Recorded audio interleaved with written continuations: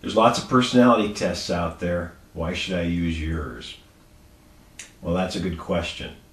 There are a lot of good personality tests available. Many of you have probably heard of Myers-Briggs, DISC.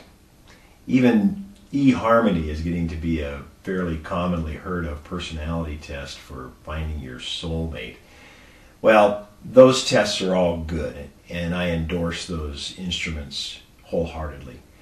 What they accomplish within the context that they're used is admirable. However, in my studies, to get my master's degree, I spent quite a bit of time on personality, and I was trained in the use of certain personality testing instruments. The ones that I employ in my practice are very highly regarded, very oft used in psychological research and cited in psychological literature. They are simple to understand, but also deep conceptually. The reason I say that isn't that I want to sound like I'm smarter than the people that use those other tests. I'm not.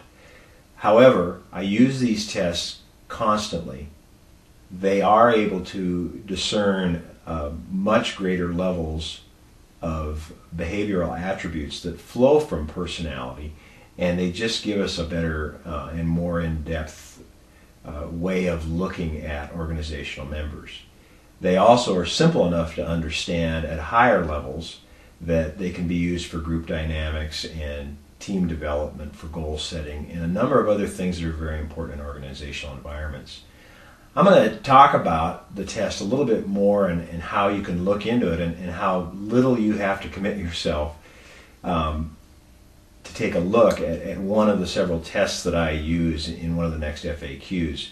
But I just really endorse the use of these. It's not the only technique I use, but it's a very important fundamental technique. I often refer to it as an X-ray or a genome mapping of organizational members.